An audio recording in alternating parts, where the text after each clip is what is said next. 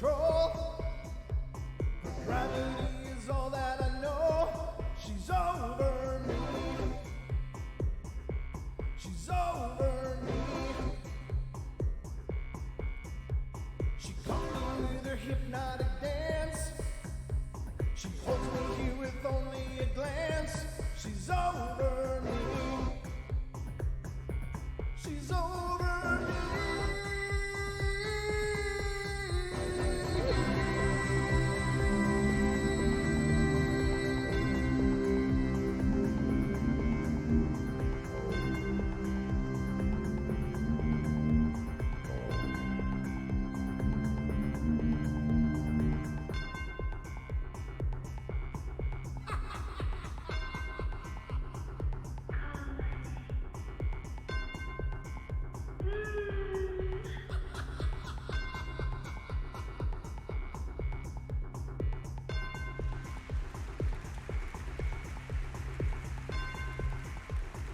Ladies and gentlemen, welcome to our Wednesday edition of the Paranormal Portal. It's a 2-hour fun fest of paranormal fun and hijinks and I don't know, lots of fun. Just fun. Fun's the keyword tonight, ladies and gentlemen. The takeaway tonight is fun. And you're here to have it, I hope, because we're here to give it. And by we, I mean me and my good friend and co-host, Mr. Don Longbeard. And today the portal is brought to you by the word fun. Fun. Fun. F-U-N, baby. F-U-N. You put the F-U in fun, Don. Thank you. Yes, indeed. Oh. Welcome, everybody. Fun. Hope you guys are doing great. It's been... I'm not hearing you very well. You're not hearing me? Try again. Hello? Yeah. Hello? I guess you're How's there. that? I'm here, yeah. Okay. Maybe my headset's a little dimmer. Well, F-U-N. F. What is it? Was it runt off? R-U-N-N-T-O-F-F. Runt off. That movie was so awesome. Runt off. Oh, wow. What movie is this? Oh, Brother, We're Out There. Oh, brother, we're out there. Yep, that was an awesome movie. I am a man of constant sorrow. I am now. Yeah, you heard it right here first, ladies and gentlemen. But welcome to the show, everybody. I hope you're having a great day. You are midweek. It's hump day. Hump days. Hump day. Hump Days Eve extravaganza is underway now, ladies and gentlemen. So we hope you're ready because we're going in.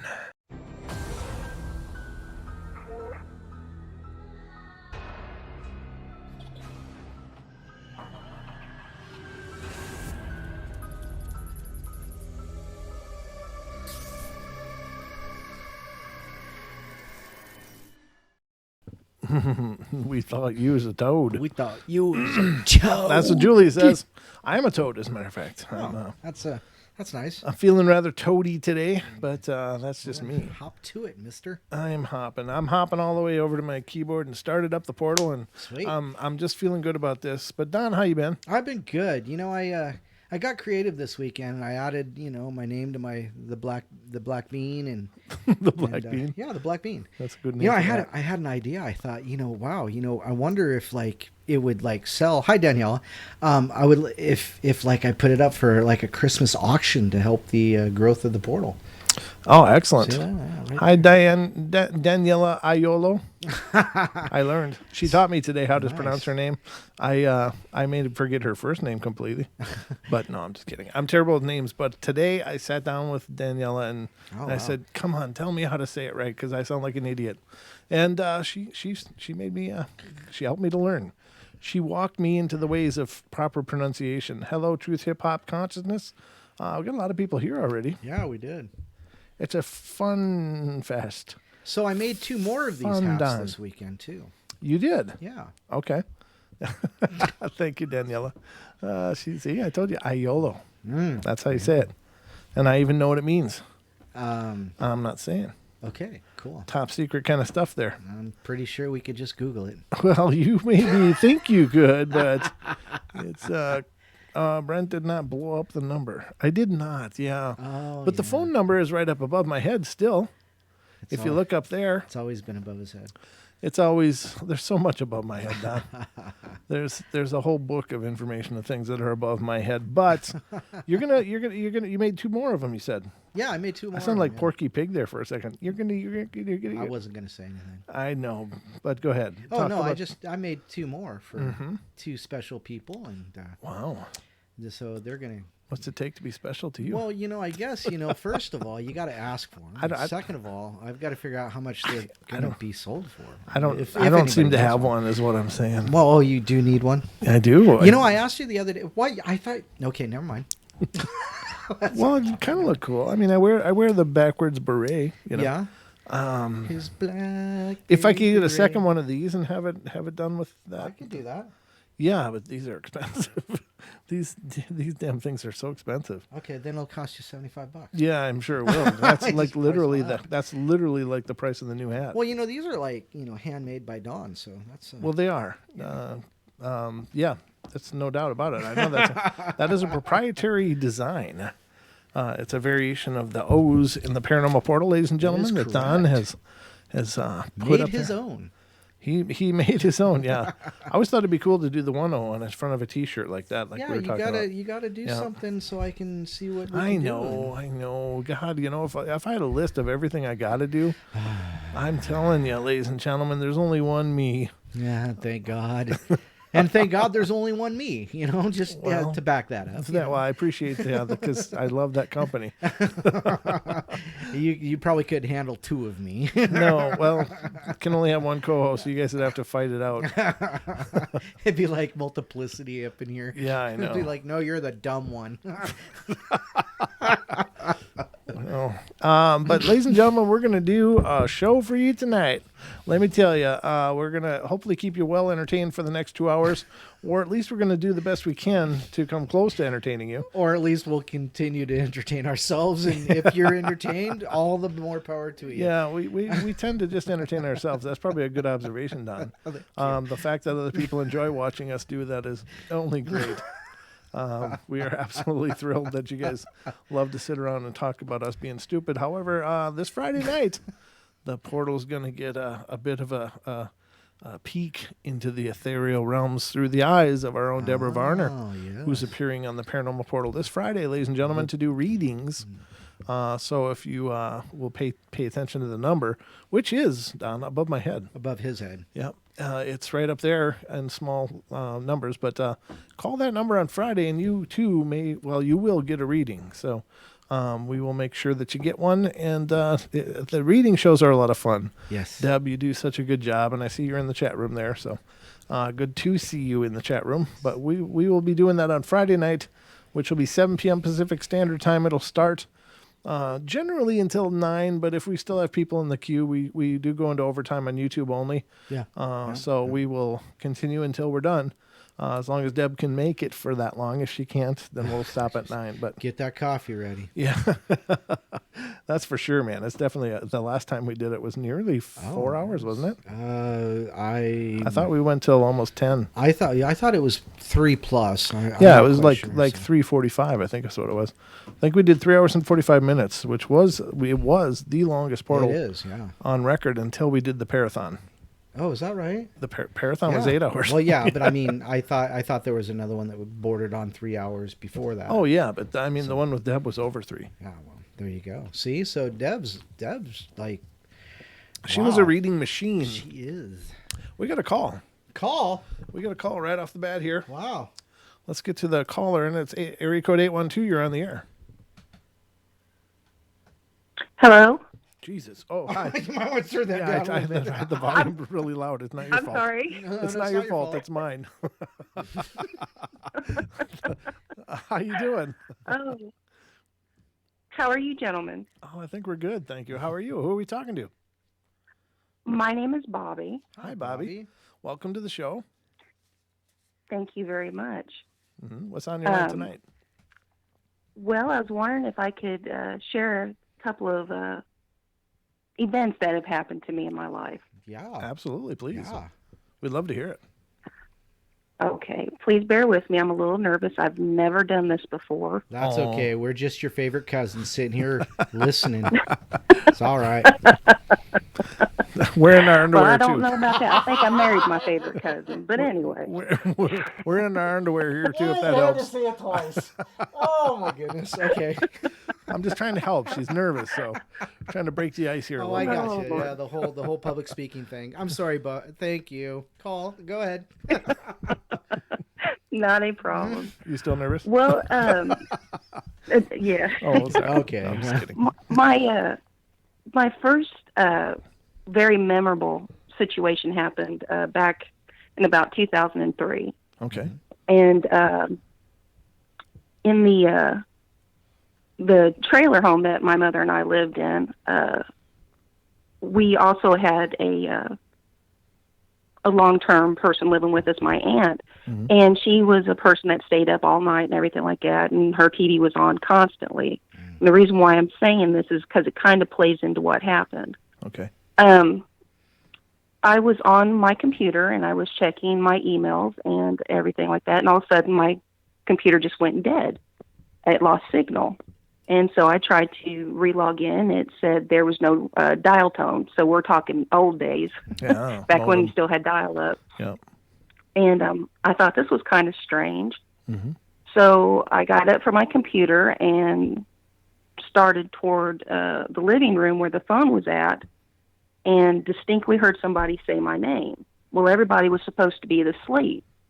And I thought, well, maybe it's my aunt's television. But I just got this really, really strange feeling. So I just, carefully opened the door and went to where the phone was at, and I picked up the phone and clicked it on, and there was no dial tone. There was nothing but a really scratchy sound. And I thought, okay, this is very, very odd. But I had another telephone, which was in my bedroom. Now, the way this trailer was shaped, we were rich Kentuckians, basically, even though it was here in Indiana. We had a double wide. Ooh, nice. It was U-shaped. It was U-shaped, so you'd go through the front room, into my room, into the master bathroom, and then out this door that could either go to the back door out of the trailer or through the laundry room. Uh-huh. Well, I grabbed the phone in my room, clicked it on, and it was the same thing. No dial tone, anything, but just this scratchy noise. Wow. Now, there was one thing back then. My mother and my aunt both smoked, and they would sit on that back porch and smoke. And I would, every night, go around, make sure all the doors were locked and everything. And sometimes I would find that door unlocked and kind of open because it was just ever so slightly off the hinge. So you kind of had to lift up and pull it to get it to close. Well, as I started to go out the door from the bathroom to that back hallway, for some strange reason, as I'm opening that door, I'm opening it looking in toward the hallway, going back toward the living room and not the back door. And I'm doing this very slowly. And as I do that, that back door slams shut. Ooh. And of course, it scared the bejesus out of me. So of course I went into my temporary Tourette syndrome and screeched some profanities. But then, stupid me, I take off out the back door, running around this trailer looking for whoever was getting ready to come through that door. Right.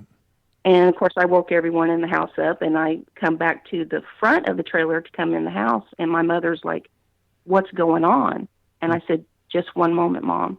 And I still had the phone in my hand, and I clicked it on, and now there's a dial tone. Ooh. Wow. Yeah. So personally, what I felt happened was, in how I feel, I believe in, God and angels looking over and everything like that. I think that was God telling me, get your butt off the computer. Somebody's coming through your back door. Oh, wow. So, That is so profound. Did you ever see anybody when you ran outside? no. And I took off. I took off like a shot out that back door. Wow. That's And, crazy. that was interesting. Yeah. And and it was also that time of year when there were plenty of leaves on the ground, and I would have heard someone running off, or at least I think I would have heard somebody running off. Of course, screaming out loud and everything. You weren't exactly in stealth mode at that point. That was a very profound moment for me. Yeah, it is. And I've always been somewhat interested in the paranormal, and then here lately, it's just really ramped up. Wow. Can you explain what's going on? I have a friend who's done some ghost hunting in the past. Okay. And she, I don't know if you've ever heard of Herb Baumeister. The name seems familiar. I don't know why. He is a suspected serial killer from Indiana. Oh. And yes, he went up to they also thought he might have been the I-70 killer, but he has been. There were bones and remains of I think 22 young men found on his property called Foxmore Estate. Right. Yeah. Or Foxmore Hollow, something like that. I think the Ghost Adventures went there and did an investigation at that old house. Has an indoor pool and everything. Yeah. Yes, sir. Okay. Well, she actually did an investigation there. She actually was in charge of watching the house at one point. She's in law enforcement. Okay. And experienced a lot of things. So getting to know her, I've really gotten into wanting to do ghost investigations. Well, I finally got to do a small investigation this past weekend. And I wasn't really expecting anything to happen. Well, I don't really want to give away the area we went to, but I will say there was a haunted cemetery we went to, or an old cemetery, and we went to a supposed haunted bridge. Okay. At the cemetery, we did catch quite a few EVPs, and at the bridge, we caught quite a few EVPs, and we caught some video, and we washed the windows on the car twice, and we made sure they were completely dry. As we left, we also we went back to a gas station and put the car into the lights. And I kid you not, we drove down some dusty roads to make sure if anything showed up, it would show up. There were fingerprints all over the back of the car. Wow. The interesting part about these fingerprints, there were no dermal ridges. That's curious, huh? I thought that was very fascinating. How big were What the I'd prints? like to do is ask: is there any way that I can send you some of the audio and the pictures so that maybe you can put your skillful eye and ear to and yeah, you can see what you think about it. You can email anything you'd like over to us at paranormalportalradio@gmail.com. Paranormalradio email.com. Paranormalportalradio@gmail.com. Awesome. Yeah. Okay. That'd be Because brilliant. I know what I believe I've heard, and Okay. and she knows what she believes she's heard, and it would just be an awesome confirmation if somebody else Yeah, by all hears the means. same thing and sees the same thing. I'd love to review them. That'd be fantastic. Thank you. Well, no, thank you.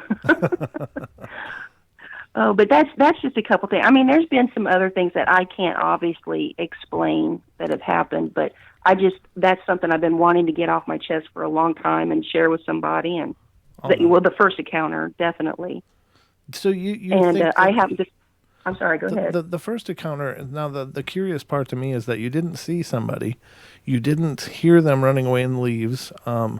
But you're and I'm not saying you're wrong by any means, but it seems to me that you probably would have seen somebody if you flew right out that door if there was physically somebody there. So do you think potentially it was a warning of sorts, not necessarily of a person breaking into your house, but maybe a dark energy coming into your house? I kind of, well, I guess in the back of my mind I had, because at that time that was a very stressful time in our lives. Okay. And there was a lot of negative energy going on. But I guess I really never really put a lot into it. Mostly because, like I said, that door, you had to slightly lift up on it to close it. Okay. and it slammed. And with as slowly as I was opening that door, so for me and my brain, that was somebody thinking, "Oh God, somebody knows I'm coming here," and just slammed the door and took off. Right. But I guess, looking back with, like I said, the very stressful time and everything like that, that could just been putting out some really bad energy going on. And there's been some talk from my aunt back when I was a little kid. She used to tell us about our great-great-grandmother supposedly was like not a witch per se, but she did a lot of strange kind of healings and stuff. Like she said that she had warts one time, and her great-grandmother took a potato and rubbed it on those warts, buried it by a dead tree stump on a full moon, and the next day her warts were gone. Wow. And as a little kid, I'm just thinking, this is really weird, but, you never know. Right. Yeah. Yeah, that's true. It just, Yeah, and she supposedly read tea. You drank your tea leaves. and the leaves that were in the bottom. Yeah, she would read those. Wow. So she was kind of a gypsy of sorts. That's a possibility. I don't know. That's really cool. I think those are some great experiences, and I'm glad it's all worked out okay. But just be careful when you're doing the investigation that you don't bring something home with you too. Yes, sir. That was the main thing that I did pray, because I wasn't going to get out of the car.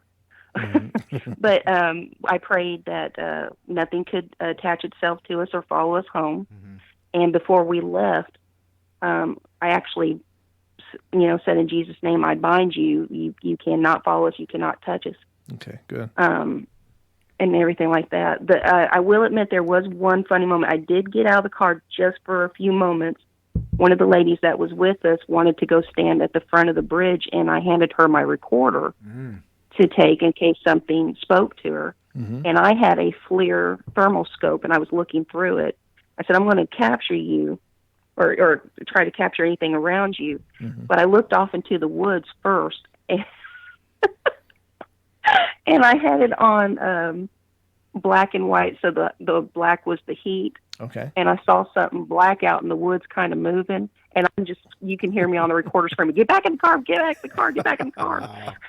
Yeah. And then we get back in the car, and I pan over again, and then you hear me go, "Oh, don't worry about it, it's just a couple of deer." You never know what those deer are up to. They're kind of shady characters.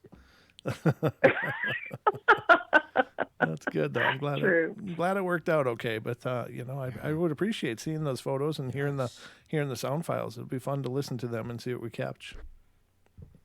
Awesome. Well, I really thank you all. I love the show. Oh, thank you. I got turned on to you guys by Sasquatch Chronicles. So. Of course. Oh, that's wonderful.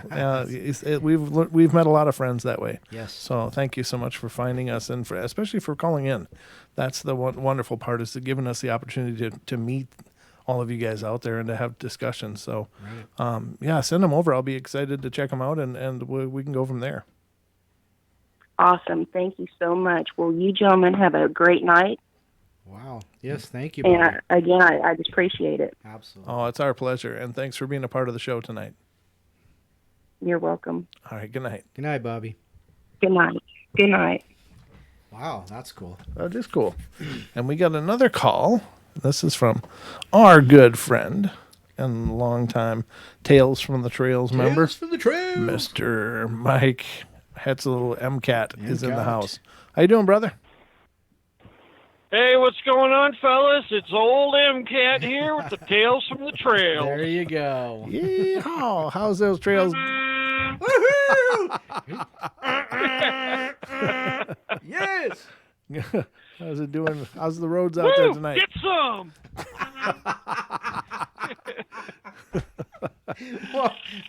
Did you just grind a gear for us? No, I've got an automatic. I can't grind a gear. Oh, okay. He's got baseball cards in his spokes. That's right. Yep, that's right. How's the I'm up here on I-90 in Ohio, just driving away. There's nice. a song in there somewhere. Yep. Just driving my life away. Eddie Rabbit. Or Looking Eddie for a Money. better day. Don't Eddie give me a Money. copyright Eddie Rabbit. strike. Yep. Way back in the day. Yep. I used to love that song, as a matter of Oh, fact. yeah. It was a great song. It was. Yeah, me too. So, how's the trails going tonight? Cold. Yeah, I'll bet, huh? It's like 26 degrees. Ooh, it's colder there than it is here. I don't know what it is here, but it was still melting. Yeah, I know. I left up by the Finger Lakes this morning. It was 15 degrees. Wow. I was like, I got to get out of here. Wow. Search for some warmer weather. You got some warm routes in mind, or where are you going? Indiana, so not that warm. No. Hopefully we'll be heading south. Yeah. Like, I don't know, Florida would be good right about now. Anyway, I got this is an old story from the team days. We did an investigation at the Mary Shelley Bridge, which is in Iowa, and supposedly haunted. There's a lot of stories now. The bridge doesn't actually exist anymore. Okay. It's been demolished, but we were there just doing an investigation, and we got a couple of EVPs. One of them we called the Popeye EVP because it sounds like Popeye just humming along. Okay. Just and then it sounds like he's yeah, exactly like that. And then he's sounds like he's carrying or dragging an iron bar behind him. Oh, Ooh. that's Like not good. in a construction process. So that was interesting. And then the other one was we had a couple of investigators. They saw some houses nearby, and one of them said, "Oh, I bet the people in those houses are wondering what the heck's going on over here." And just as he said that, there was an EVP that said, "What the hell's going on over here?" No way. That's amazing. Just on cue, huh? Just on cue, almost like they were paying attention. Wow. That's pretty hardcore. That's pretty scary. It is, yeah. Oh, it's not scary. Okay. Well, okay, some of it's scary. Yeah, a little bit. So you got any more investigations in the works? Not at the moment. Mm-hmm. There's another restaurant that's opened up, and it was an old Denny's, so I'm gonna drag some equipment through there and see if anything shows up. Oh, very cool. That'll be fun. Now, are you doing these solo, or are you doing it with a team again? Are you going solo, or how are you doing it? Pretty much by myself and a couple other people. If somebody's some free time. Oh, okay. All right. But it's not the old crew getting back together or anything. No. Well, it was the old crew was usually just me and three other people, so it wasn't like a big Sure. congregation.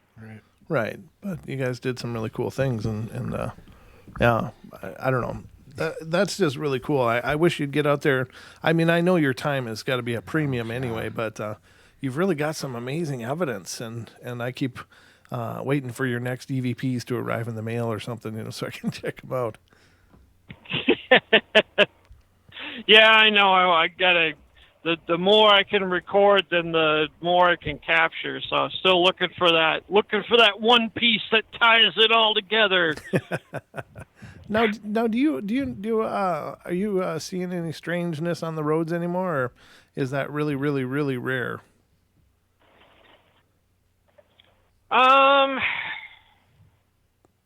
Every once in a while, I'll see a transient, just someone poking about and checking out the interior of the cab. I had that a couple of days ago. Oh. But I know not it. I don't get that very often. It just happens every once somebody's nearby and they come in and, oh, what's going on in here? They poke about a bit. And sometimes, like that one time I got an EVP. This time they didn't really have anything to say. It was just weird noises, which I could constitute an EVP, but if they don't really have anything to say, I don't worry about it so much. It was just, the regular background sounds and then just, something weird like that. That's still pretty cool, though. Yeah. Because, I mean, some of them may not have been human, so they may not have a language we would understand. Yeah, that's true. That's a good point. Yeah. So that's a good point. Do you drive mostly at night? Is that when you're usually doing all your miles, or how does it work for you? 24 hours a day. So it can be any time? It could be any time. It depends on when it has to be, what time it has to be delivered. Oh, okay. So right now I'm driving nights because it's, where I'm going in Indiana has to be there by tomorrow afternoon. So this gets me close enough that I can deliver it on time and not have to be short and have to worry about it. Right. Oh, okay. But sometimes it's, I get up early in the morning, I'll shut down about 3 or 4 and then sleep overnight. And, it just completely depends. And that's something that's kind of hard for new people to get used to because, I might have a guy come on that's worked 8:30 to 4 all of his life. And he's like, what do you mean I got to get up at 2 o'clock in the morning? Yeah, because we're going to work. Yeah. Wow. But now you're an independent contractor, is that right? Like you don't drive for anybody, but you independent contract?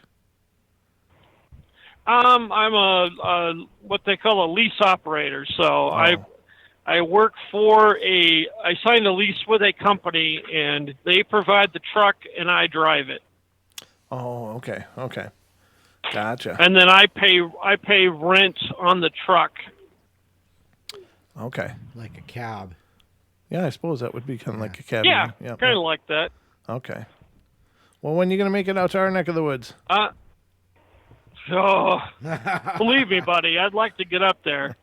I am going to need your address so I can send you guys something for Christmas. Oh, thank you, brother. Yeah, I'll email it to you. Because, Donnie's not going to get them beard lights on his own. Santa's got to send them to him. They're $20 a piece. I was like, oh my God, no. Well, and besides, it's okay. I know what's happening now. The small lights that come in that thing look kind of like a fire hazard. I think I could probably weld something together to be a little more sturdy. Yeah, but my head would be on the ground by then. Make it out of logging chains, will you? Yeah, no doubt. Logging chains. It goes from his beard to his wallet. Yeah. Yeah, there you go. That'd be perfect. Goodness. That's good to hear from you, God, brother. Logging chains. We missed you. It's good to hear from you. You haven't called in for a while. No, I've been busy. I've been driving a lot of nights, and so sometimes I don't get to listen to the show because I'm just working. Yeah. Yeah, we hear you, brother. But it's always wonderful to talk to you, man. It's great to hear from you now, and keep in touch, man. I'd like to hear what's going on in your world. Oh, yeah, will do, brother. I'll talk to you guys later. All right, take care, We'll talk to you later. See you now. Wow. All right, have a good night, man. See ya. Wow, from the Finger Lakes to Ohio. That's a long drive. It is. Well, Finger Lakes. What the hell does that mean? The Great Lakes? No. Finger Lakes are like upper New York. Oh, geez. Yeah. That's a little bit of a haul. Yeah. Yeah. That man's getting some mileage. Yes. Man. Well, that was cool. It's good to have a couple calls there right in a row. Thank you guys for calling in. Yeah. It starts off the shows with a great bang. Yes. We haven't even gone through the roll call, Don. Who's all here? Oh, roll call. Let me refresh my screen real quick because I want to make sure I get everybody that's currently chatting. Everybody. So, everybody. Represent everybody. So, if you want to be called out, you better type something in the chat. Yeah. Just type a word. Just type a word Hi. like Don Zaluth. Hi. So, let's start out with Big Rob. There's Big Rob. There's Black Tree. Bobby, who was our first caller tonight. Thank you, Bobby, for your call. There's Cha-Cha, Chris Jarvis, Dead Spider 45, Miss Daniela, and the Purple Mystic Reader herself, Miss Deb Varner. Disco Duck, DJ Big Red, There's Elaine. I am Pam. John G. Lewis, of course. Magyar's here. Negan, we read we read his story on Saturday, right? Yeah. Yeah, and he said he sent in a couple more. He did, yep. And they'll be coming up this Saturday, I think. Sure, absolutely. So tune in then, brother. We'll be happy to read them. Yeah, Roger's here, Scotty's here, Smokin' Joe, so much Jake with BLB. There's Mr. Duke, and of course me at the very bottom, because the best for last. All right. A little self-promotion. Well, yeah, you got to pat yourself. Blondie lady. There, she just Blondie she was lady. here earlier. Yeah, she and J. Lou. Let's see. Did anybody else pop in? Nope. I think that's it. Okay. So All right. there you go. Shout outs for the night. There it is. And thank you all for being here. And those that are just kicking back watching, thank you as well. Yep. Spread the word. Let people know. Share the stream. Whatever. Let people know about this portal mess that we got cooking every week, every day, every night. We are absolutely thrilled to do the shows, and we're more thrilled that you guys show up to watch us do the shows. That to me is the magic of the whole deal right there. No doubt. Let me look at the hot sheets and see if anything's going on. I haven't looked at those in a while. Seen Well, there wasn't anything new the last time I looked. I was like, we covered that. Nope, we covered that. Let's see what's there Did today. we find another hot sheet too? We found one. We talked about it the other day. Well, can't it's remember which it's one it was. all in what you consider hot, I guess. Oh, there you go. Nick Johnson, you have not missed it. You jumped in. You've missed a half hour, so shame on you. That's it. There used to be a time when people used to have to go to the basement for that behavior. Well, yeah, there's gonna have we're what's gonna have a that? timeout room. What's that one on the right? Well, this one? Witness reports bizarre occurrences followed wing humanid sighting in Rosemont, Illinois. Yeah, we already did we? discussed that one. I think they just updated the thumbnail. Oh, okay. Yeah, we already discussed it. But here's some about UFOs, ladies and gentlemen, from the hot sheets, and they may have video, which we probably can't show. But I can read to you about what's going on here. It's this is from the singular40.com, ladies and gentlemen, and they are talking about video of spinning UFO recorded during rush hour traffic in Shelby, North Carolina. Wow. Looks like a frisbee, unless it's up here. I don't know. Let me see. All right, so it says, a video recorded around 8 a.m. during rush hour traffic the morning of October the 25th appears to show a strange spinning object captured above U.S. Highway 74 in Shelby, North Carolina. The video was taken by Aaron Bostick, 33, before being uploaded to a family friend's YouTube channel. Bostick was stuck in traffic on US 74 in Shelby when he spotted the diamond-shaped object glowing really brightly against a cloudy sky. It appeared to be rotating, as he told the McClatchy News Group. What the hell's a McClatchy News Group? McClatchy. Okay. It's definitely not a fast food joint, is it? Come over to McClatchy's. It's like a weird name. News group. It said it really stuck out like a sore thumb, and I kept thinking that maybe it was a plane landing at Charlotte Douglas International Airport, or maybe it was a really big stunt drone, but it stayed in the same spot for 2 minutes, said Bostick. Honestly, I don't know what it is or was, and nobody at work who's seen the video knows what it was as well, he added. I'm not a believer in that kind of stuff, but we've had all this come out about UFOs in the military, and you sort of have to question what you believe. Reactions to the video have been mixed, and many can't decide what the object in the picture represents, a reflection, and which represents the thing causing it. The video points to the object lower in the frame as a reflection of the object above the tree line, but it appears to be more distinct and in focus. The upper image is a reflection on the car window, and the lower object is a drone, responded Gordon Stark on the video on YouTube. Unfortunately, the quality of the video doesn't lend itself well to analysis. I can't really tell if it's a Goodyear type blimp, or one of those silvery cigar-shaped UFOs, commented Molly Lenore. The footage is so short, it's so hard to say. Kind of looks like small lone cloud hanging low in the sky. I don't know what the spinning thing is, said another commentator, or commenter rather. I don't think there's a good chance both of the objects are reflections, Singular 40 Society photo analyst Emily Wayland said. They're stationary, nearly identical, and aligned in a way that makes it seem like they could both be reflections of the same light. The spinning could be caused by the motion of the vehicle or camera. Unfortunately, the video is too short for us to be able to discern the potential source of the reflection or how long it lasted. Bostic told McClatchy that he considered the object might be a helicopter but saw no flashing lights, and added that it didn't have the right contours to be a blimp. This is the 12th UFO sighting reported in North Carolina last October, based on numbers compiled by the MUFON. Interesting. It doesn't look like there's anything really to show. There's just two little dots on a screen, so nothing really compelling, I don't think. No, I don't think so either. All right, but here's a UFO caught on tape by a Bigfoot researcher trying to capture evidence of chemtrails.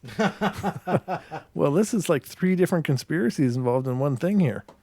Not that I'm saying there aren't chemtrails, but I'm just saying. Not that he's So not it's a saying they're Bigfoot just researcher Bigfoot. who's filming chemtrails, but he catches a UFO. How weird. How odd is that? So Bigfoot researcher and conspiracy theorist Mark Abel shared a video on his YouTube channel, Colorado Bigfoot, on November 2nd, which appears to show an unidentified flying object near a jet as it passes overhead. Abel originally began filming the video while trying to capture evidence of a jet spraying chemtrails, a phenomenon some believe represents nefarious organizations poisoning the population by delivering a variety of chemical and biological agents through the long-lasting condensation trails left by jet airplanes. This thing looks like it's a sprayer, I bet you. He's spraying you guys, and they travel at high speeds. Look at that. I got him. He's spraying. Look at that, Abel said of the jet featured in his video. This is what they're doing to us. Look at that. Please don't tell me they are not spraying you guys. Look at that. This is going to spread out into one giant huge cloud. Look at that sprayer. Abel ultimately concluded that the jet which originally caught his attention may not have been spraying chemicals after all, when the predicted cloud failed to develop. After filming the suspected chemtrail spraying jet for a moment, Abel spotted something else in the sky. Wait, there's another plane there or something. What is that? What is that, you guys? What is that? It's following it. What is that? You guys, this is too crazy. It's like stopping. It's moving, running, turning. It's going back the other way. Abel said the object, which is referred to as a UFO. It's going back fast. It's going back. It's going down. You might not be able to tell, but I can tell you because my eye's inside the camera, and the way I'm having to move the camera, I can tell. I think it was hovering and then it moved. I saw the same thing over here, close with a silver disc. And they do that, believe it or not, he added. Whatever the object's identity, Abel doesn't believe it was a misidentified celestial object. There's no stars in the sky. Once in a while, when it's light out, you can see a star early. Let's see if I zoom up. Can we see them? No way. No, I'm way in, and I went as far as I can go, he said. There's no way that was a star, you guys. Skeptics have dismissed the video as possibly a bird, another airplane reflecting the setting sun, or even a weather balloon. Because, there's weather balloons everywhere, guys. Yeah, they're just everywhere. It's a weather balloon reflecting the gas of Venus. I don't know. I'm just throwing it out there. Maybe it was Uranus. Reflecting the gas around Uranus. It's just that kind of stupidity in some of those debunkers. But anyway, let's see what else they say. Perhaps the most possible skeptical explanation is that Abel saw the planet Venus, which was visible low in the sky to the southwest at sunset in early November. Those holding that opinion explained its apparent movement as an illusion caused by the jet's contrail as it drifted through the sky, combined with compression artifacting from the camera zooming in. I can't say for certain what Abel saw, Singular Fortean Society lead investigator Tobias Whalen said, but it could have been any of the skeptical explanations presented or none of them. It's also impossible to make any definite determination with a video of this quality. It's just too short, it's too jumpy, and there's no good frame of reference, and we don't see what ultimately becomes of the object. I think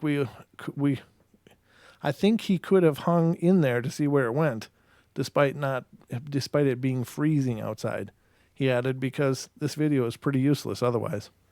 That's kind of true. So if you're ever recording an object, you should stick with it until it's out of your visual. Right. Don't just go like, well, there it is, guys. I'm cold. I'm going by. See ya. You got to stick with it because there's a lot of frames of references. If you're going to submit it as some kind of evidence anyway. Right. If it's just for your own musings, then do whatever you want. Chris Jarvis says, weather balloons and upright walking bears every day, all day. Yes, that's correct. Yeah. Yep. Exactly. You're welcome, Bobby. Good night. Thank you for the call. Oh, is she leaving? Yeah, she's got a... Wait a minute. It's a quarter to midnight her time. Oh, geez. Yeah, that is late. All right. Well, thanks so much. It was nice meeting you. And we're thrilled that you found the show. And we'll be looking forward to that email. Thank you. All right. So we're just digging in here. We're just getting warmed up. But we're almost through a first hour already, Don. Oh, really? Wow. Is that even possible? It is. Unfortunately, Welcome it is, to huh? the portal. Welcome to the portal. Oh, no. Gets worse here every day. Yes, it does. We're going to do some karaoke here. Karaoke. Karaoke. All right. Wow. So, what? Wow. This Seems so dear. All right. I'm going to take a drink. What do you got, Don? Oh, what do I got? Oh, I got a bad back. My knee's hurting. I got 2 hats that I need to get rid of and some more that I might be able to sell. But I found this. Is it pronounced Champé or Champé? Shampe. And this is the giant monster. And apparently it's a Choctaw legend, yeah. Uh-huh. So all of the evil spirits of the Choctaw have followed them on their long journey from the western part of North America.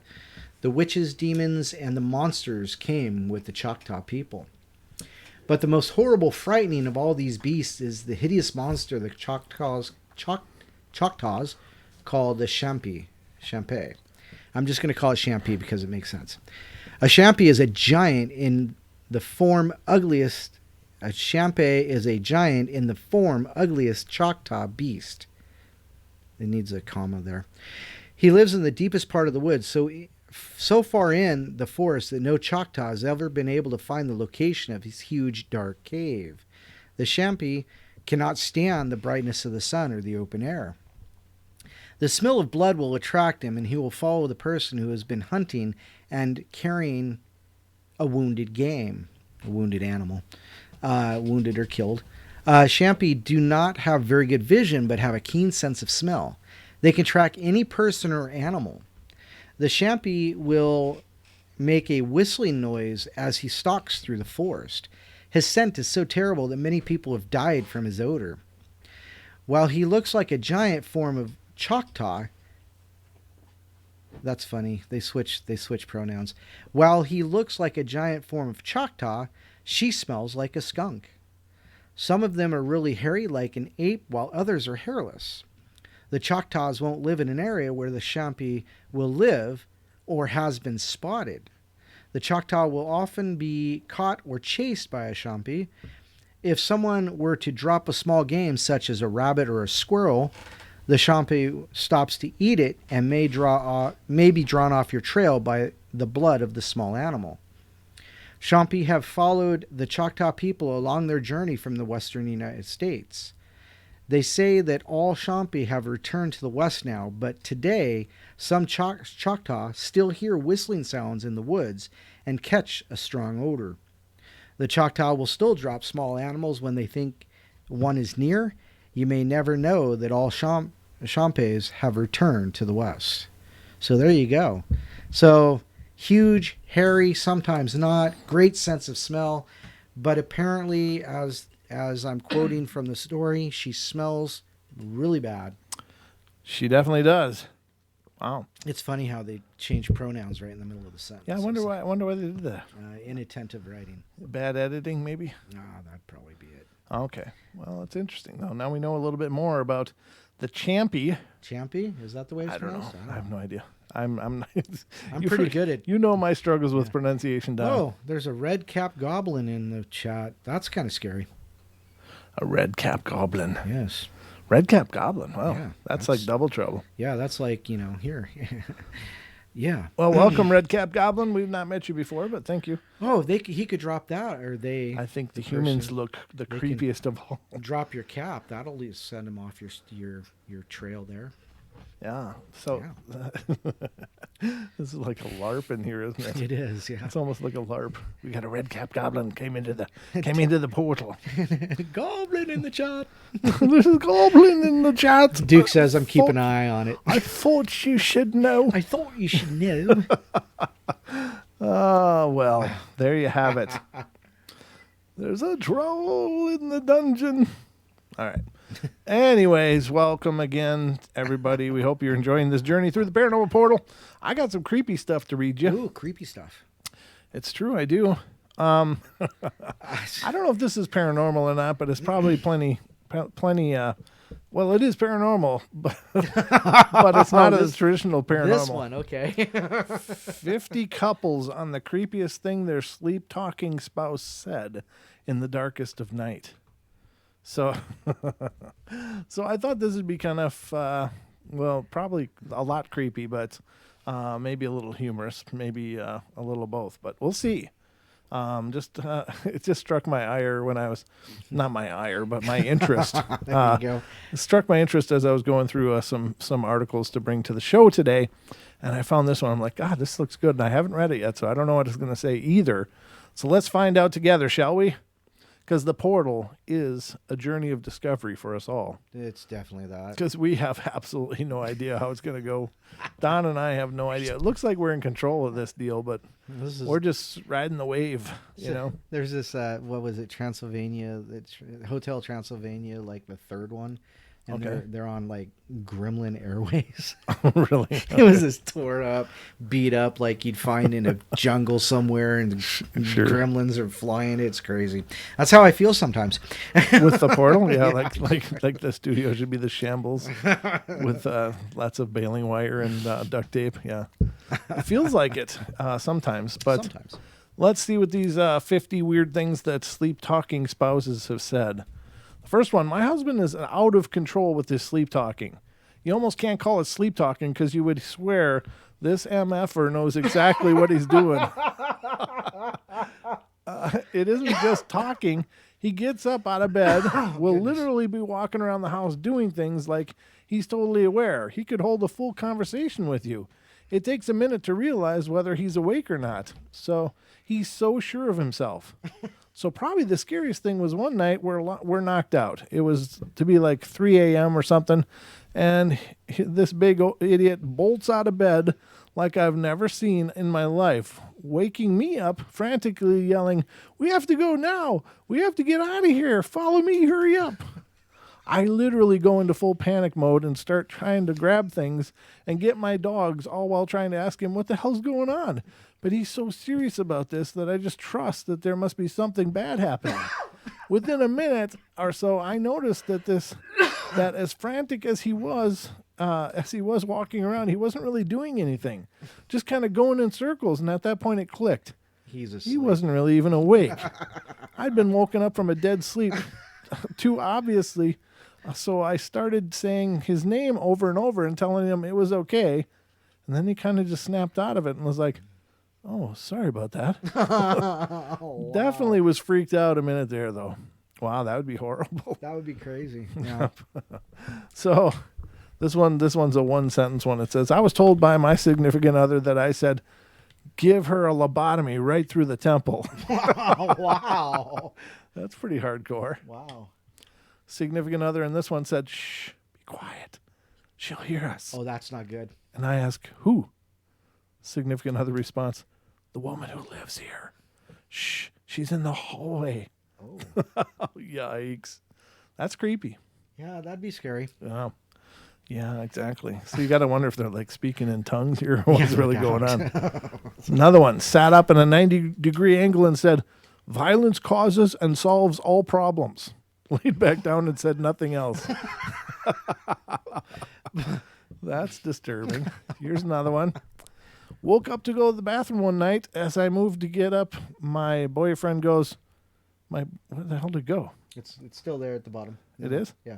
I woke up to go to the bathroom one night. As I moved to get up, my boyfriend goes, "Don't go out there." Oh my God. Thinking he's awake and joking with me, I go, "Oh yeah, why?" He sits upright, eyes wide open, and goes, "She's out there." I held it for the rest of the night. Wow. I held it for the rest of the night. Wow. The next one, woke up the whole house shouting, "Where's the head? Where's the head?" Like it's a snake or something. I don't know. Goodness. This one says, "He did that sit straight up in bed thing and that I thought only happened in movies and then shouted, 'They're coming for my skin.'"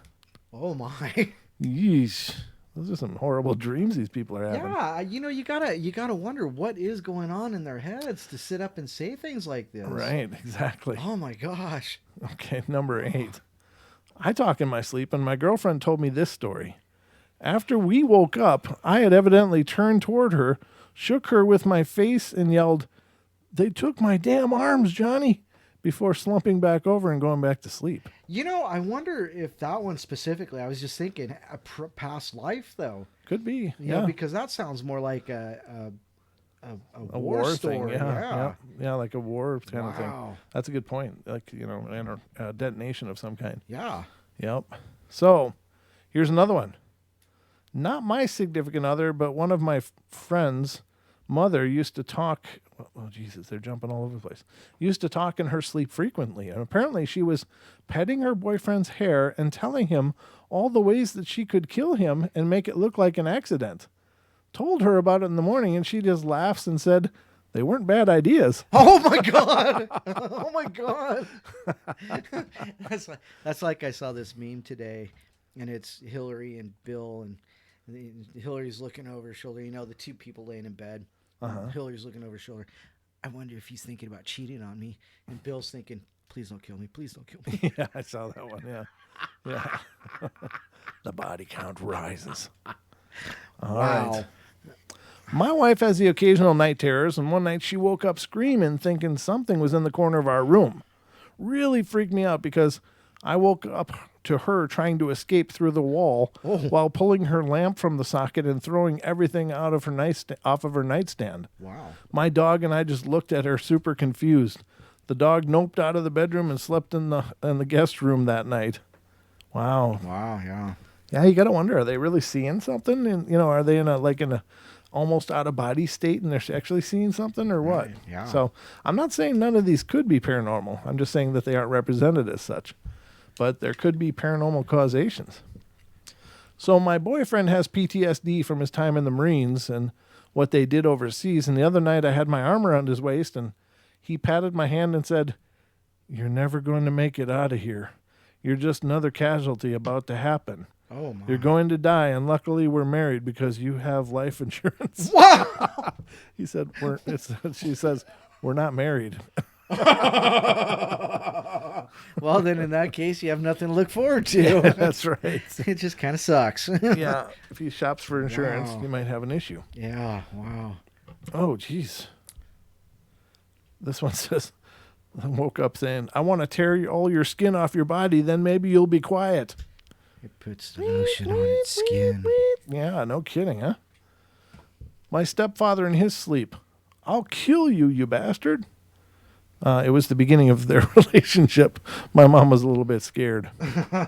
That's not a good way to start our relationship. No. Neither is rolling over at night and just cold cocking the one you're with. Yeah. That was a bad night. Oh, is this a story? Yeah, it was true. This is a true story, Don? Yeah, I don't know what happened. I just Alien reached hand, over. maybe? It was my right hand, so yeah, it may have been. It may have been. I can't seem to do nothing to the one I'm attached to, but I think I can get that one. Shh, you'll wake up. Things I say in my sleep, don't hit me. Yeah, please don't hurt me. Yeah. All right. A few months ago, my husband was mumbling in his sleep, and I asked what was up, and he replied very clearly and loudly, "A corridor of severed heads." I slept with the light on. I sleep in the other room. Yeah, no, that's not good nighttime. That's not sweet dreams after that. No. No, I'm not going to Hell kiss no. you. Yeah, no. That's a good couch night, I'm thinking. Yeah, exactly. Oh, don't like that? Doghouse. Leave right him and his outside. corridor of severed heads alone. Wow. Wow. The first time we ever slept together, I woke up to him looking at me. Hand me my spear. I'll kill you now, he said. Then he closed his eyes and laid back down. I thought about it for like 5 minutes and decided I could take him. And then went back to sleep myself. Well, that's positive thinking. We dated for 6 years. Wow. So once she figured out that, she could take him. All right. And Real Deal says, Aether, and you thought I was bad. I only wanted a hair and skin sample. Yeah. Yeah. Yikes. Yeah. Wow. Wow. He sat up, pointed to the darkest corner of the room and said, "There's someone there." Uh-oh. I frantically said, "What do you mean?" And he insisted, There's someone standing right there. He then proceeded to lay down and go back to sleep as I used my phone to check the dark corner. There was no one there. Thank God. Yeah, I know. He's still watching us. He has no eyes. Well, so much for sleeping tonight. That was the next one. Here's another one. They're out there, he says, eyes closed. Who? I asked. He shrugs, then uses both hands to gesture to the dark window. Them. Oh. We've had people in our yard before, so I had to look. That was the end of that one. Oh, Okay. my. Number 19. I wake up to hear him mumbling indistinct words, followed by sudden infant death syndrome. And I was 7 months pregnant at the time. Oh, God. That's not a good timing. Ouch. That's some bad timing. This could be some fatherhood issues. Just say, you might be having some fatherhood issues. Wow. Yeah, no doubt. I'm a little stressed. Okay. Number 20. I know how that feels. Yeah, I know. My husband almost every night yells out, "Help, help, help," in his sleep. And if I wake him when he does, he's hysterical until I can calm him down. It's absolutely crazy. Another number 21, don't move or they'll get you. He says he doesn't even remember having dreams that night. Yeah, that's creepy. Yeah. There's lots of weirdness going on in these people's sleep patterns. Me, I just don't sleep, so. Yeah, there's no pattern to Yeah. pattern. Yeah.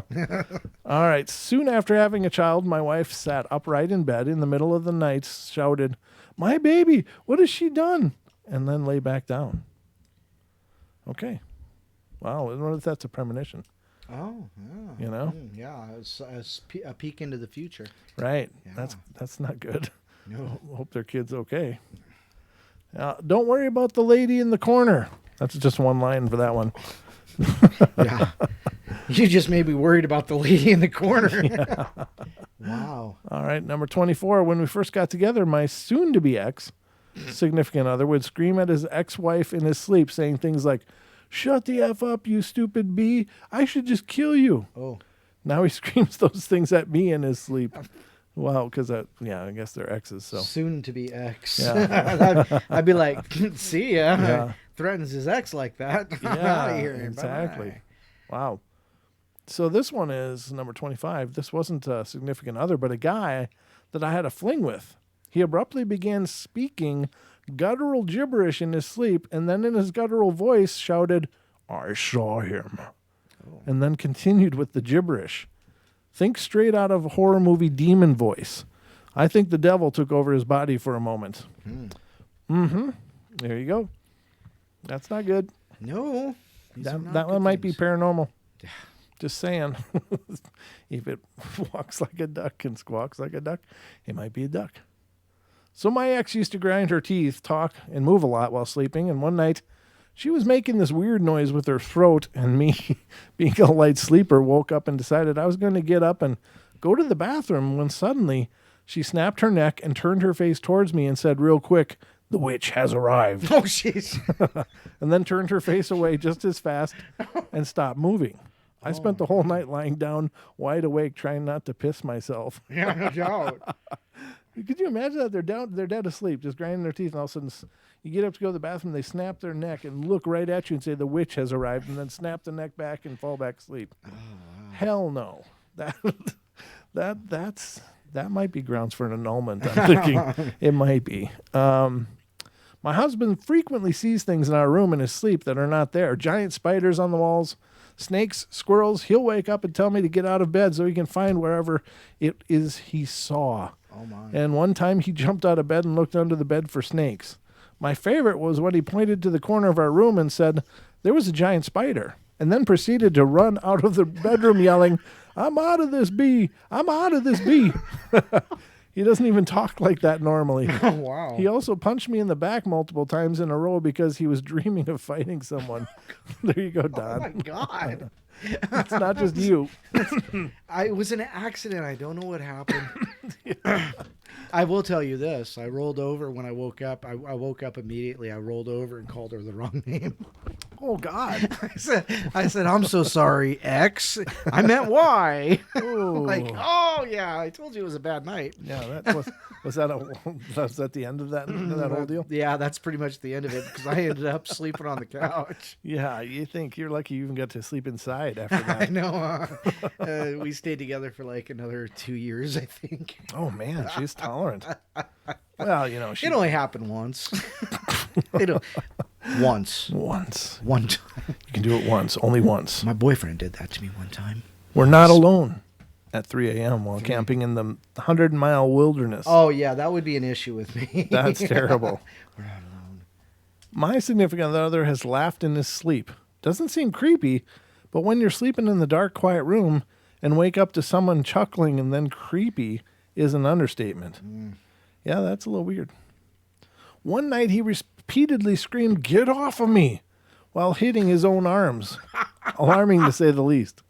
Deb says, hubby was playing poker in his dream one night, hollered, "Put it in the pot," as he poked me in the eye. Oh, wow. Did you put a knee in his pot then or something? Wow. Put this in the pot, you bastard. Oh, wow. All right. I'm not sure what's more terrifying than your significant other sitting upright and saying, "They're here," only to collapse back to sleep and slumber. Another one screaming, "I'm going to kill you, MF." Yeah, they're actually using the whole words, but I'm editing them. Yes. So, just so you know. My significant other used to, not as much over the years, speak German in his sleep. Oh, wow. So since I understand very little German, I'd catch a few words here and there and ask in the morning, and it was usually something like run, kill, etc. He had the strangest dreams and nightmares. That's weird. Yeah. Wow. Now, do you really even weirder if he had no German If he didn't know language? German, Yeah. yeah. If he didn't know German and he was doing that, then we're in the twilight zone. There is a problem there. Yeah. I am the talker. My boyfriend is weirded out by it in general. One night I sat up and creepily whispered, "Help me." Okay, that's terrible. He kissed my forehead and then said in a really creepy sing-songy voice, Uh-oh. "They're coming. The terrorists are coming. Oh, no. Don't worry, though. They won't bang you." What? That's what it says. I'm only reading what it says. Wow. Okay. Violently shakes me awake. Don't move. Whispers, "We're covered in bees. Oh. Stay very still." Wow. Turns over and falls asleep. Wow. This one's my brother and I shared a room growing up, and I'd always wake up with him sleep talking. So he convinced my dad to record me in my sleep, and I said one very clear and loud sentence that night: "Go until you die." Oh, God. No clue what I was dreaming about.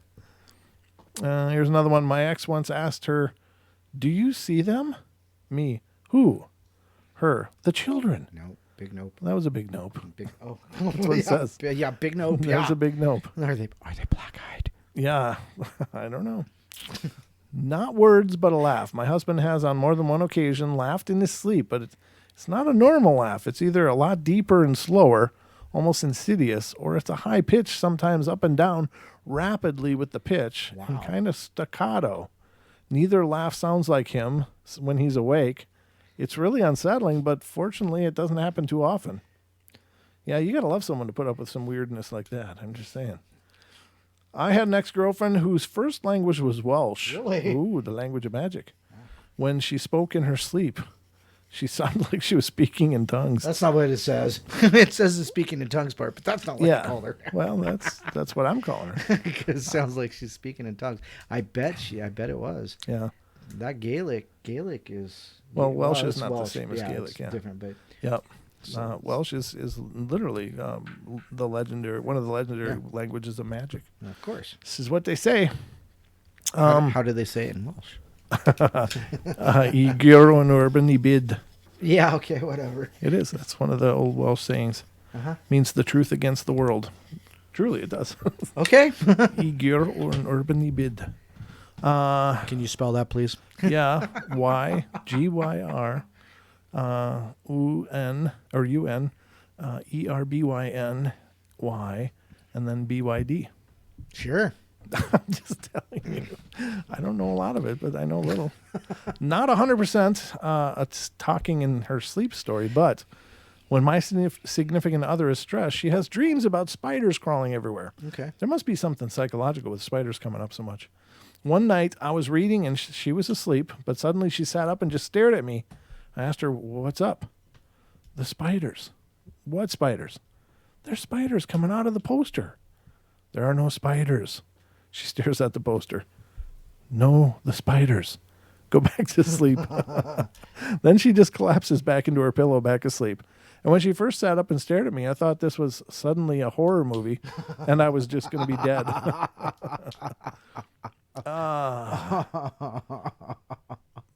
You know, actually, this all brings back something that happened the other day. Okay. I was asleep. I actually got some sleep. And, Wow. and it shocked me so much because it woke me up. But for some reason, it was like I just like something happened. I had a dream or something, and I literally jumped out of bed and ran into the wall.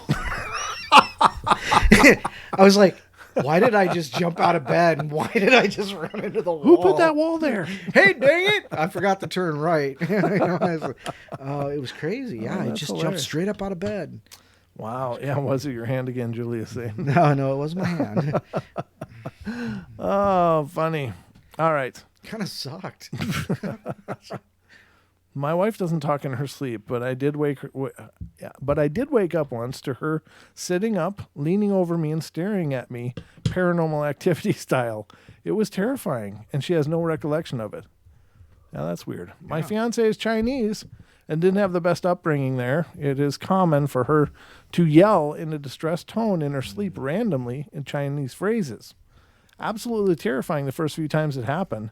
Now I just kind of cuddle up to her with a little bit, cuddle up with her a little bit harder, and when it happens, that's sweet. That's the thing, you know. Yeah. It's obviously some scars surfacing. Yep.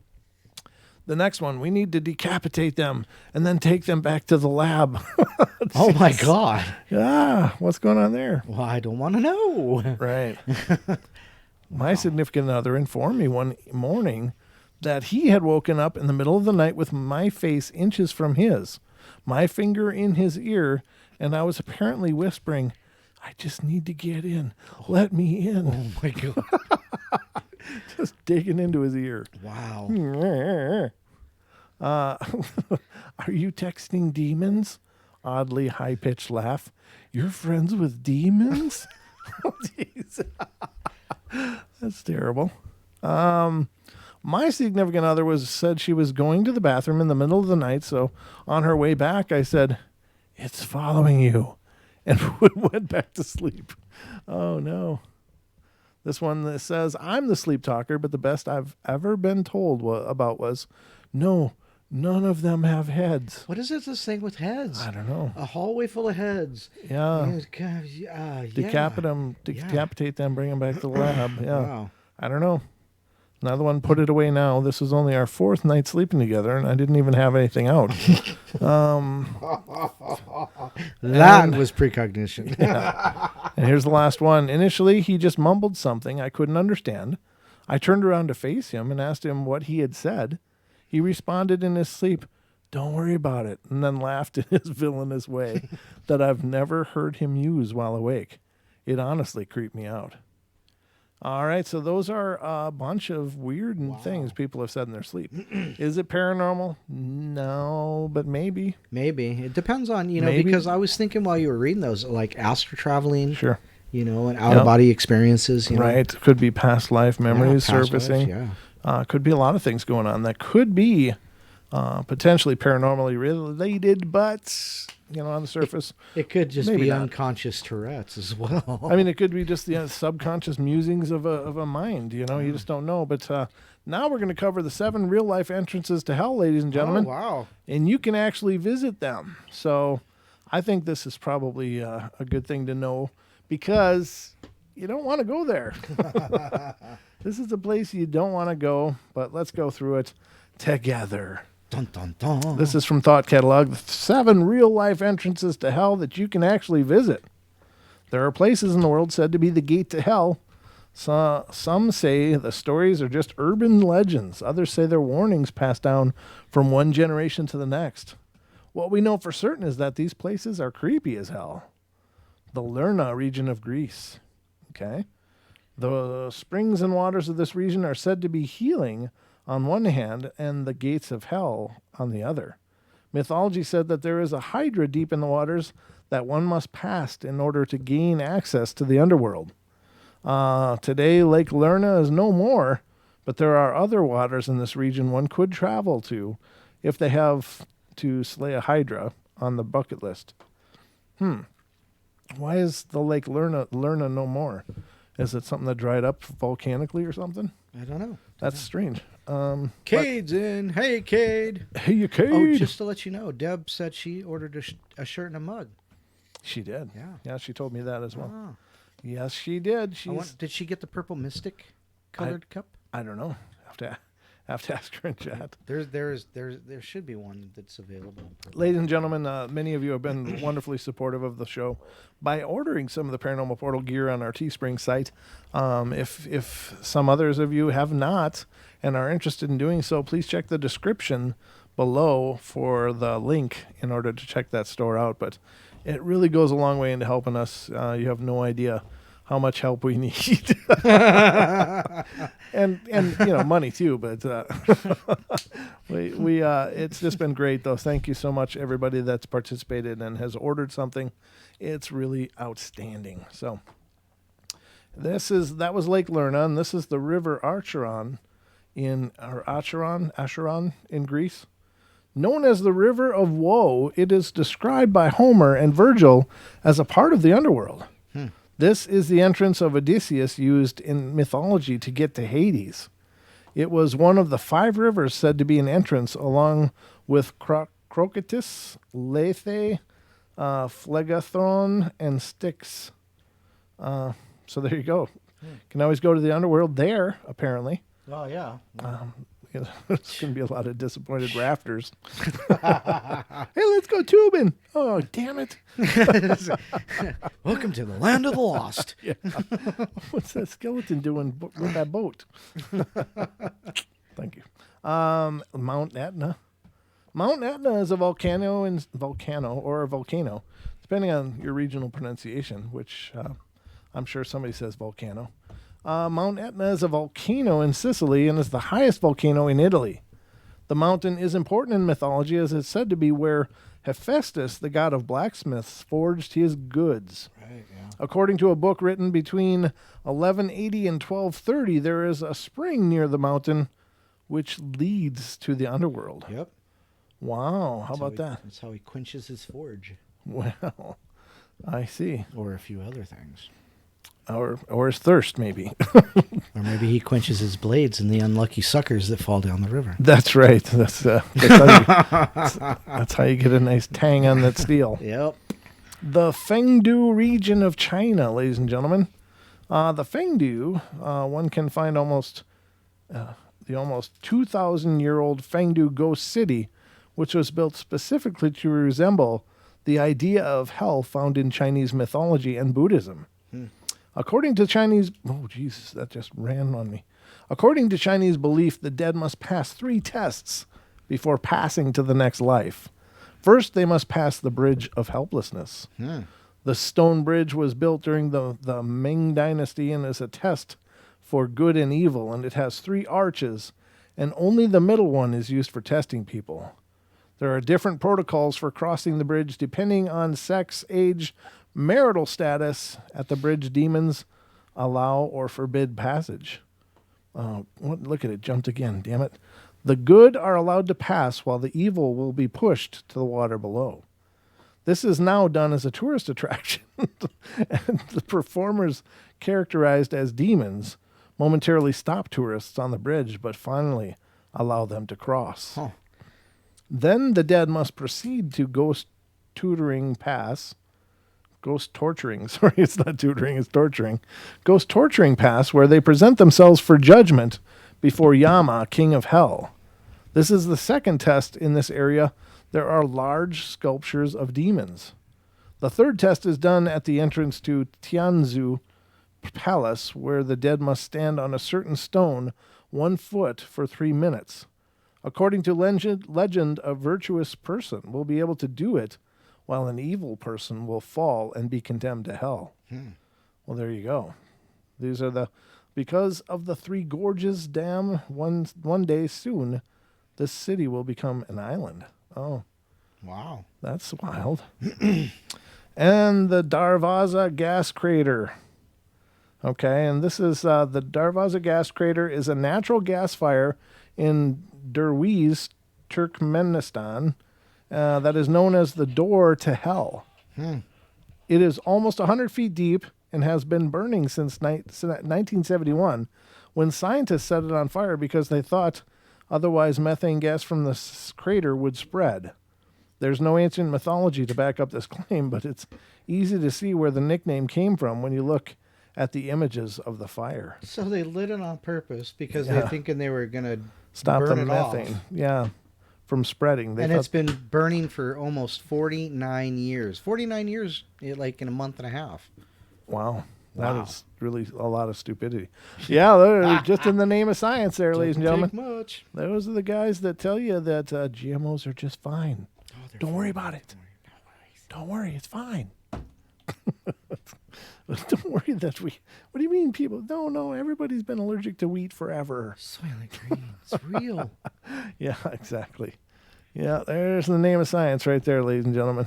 Some of our highest, brightest minds.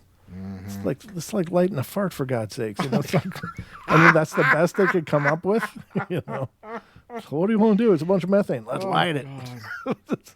Get your cell phone camera, quick. It's a Knights of the 40-year-old. Blue Flamers. Yeah, exactly.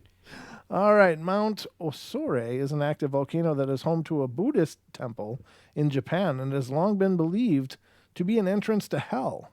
If you visit Mount Osore, you'll find Japanese mediums who can speak in the voice of loved ones on the other side. Wow. Well, there you go. So we've covered those entrances to hell, ladies and gentlemen. I have to say, though, that obviously in other religions and other cultures, of course, hell is it just means the underworld, the afterworld. Right.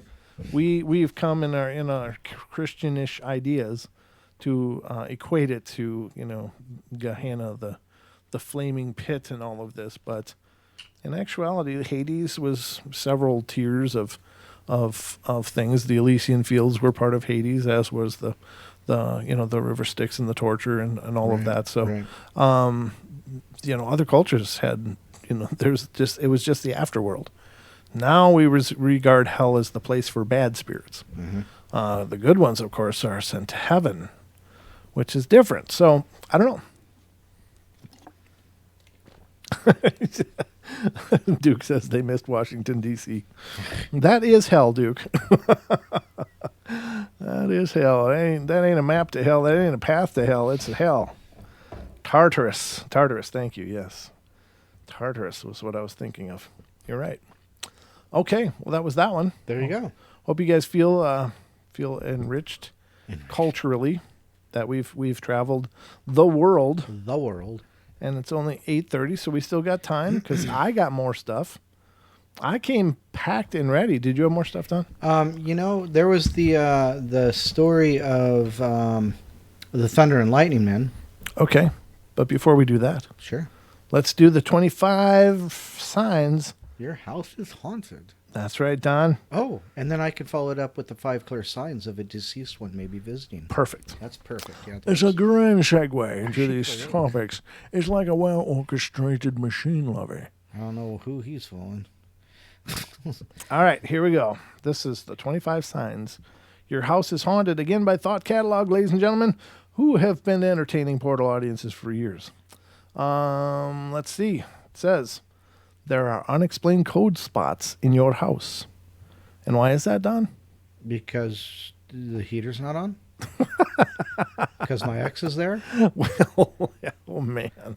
No, it's because, Don, because spirits are believed to absorb ambient heat as an energy source. And they transfer it into energy, is that correct? They use it to do things. Manifest. Right. Or to, so then that leaves cold spots. Nice. Your lights flicker on their own. That's another sign. Your television turns on or off without being touched. Don, tell me about your old television. My old television, it's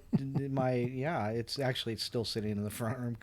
Is it? Okay. But what would it do all the time? It would turn itself on and off. It would turn its volume up and down. And so weird, right? Yeah. Wow. But it's just happenstance. It's a piece of electronics. It was old. It was. It is. I paid $50 for it at a yard sale. Well, that was a good buy for sure. 55 inch, Yeah, absolutely. High def, High def, 55 inches, and it would turn its own channels. Yes. Ladies and gentlemen. It'd turn itself on. Don bought a haunted TV for $50. Yeah, it wasn't that bad. No, but Don, you always say you're a skeptic, but you have a lot of paranormal things happen. You just dismiss a lot of them. I'm sorry, electronics are not paranormal to me. Have you been in this show at all? Have you been here for the last 2 years? You know what I mean. Yeah. All right, another one. Your phone rings with no one on the other line. That's the ghost phone calls. I kind of think those are pretty cool. You smell sulfur. That's a bad one. Although I've smelled sulfur many times, but it has nothing to do with hauntings. Cast out those demons. I tell you what, I've purged some demons up in there. I have. Right from out there. Yes, I have exorcised some demons at the shrine of the White Sun. I don't know what that means. Oh my God! You smell.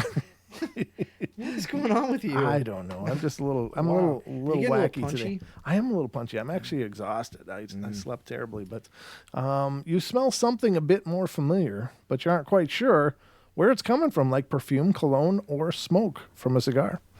That's those residual smells that are often attributed to spiritual presences.